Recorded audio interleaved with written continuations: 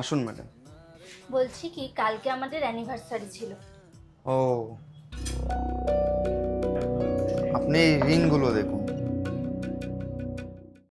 এটা কিন্তু আমাদের ফার্স্ট অ্যানিভার্সারি ছিল। ও, আপনি এই কানবালাগুলো দেখুন, এগুলো আপনাকে খুব সুন্দর লাগবে। বিষয়টা কিন্তু সেটা নয়, বিষয়টা হচ্ছে এটা যে এটা আমাদের ফার্স্ট অ্যানিভার্সারি ছিল আর ও সেটা ভুলে গেছে।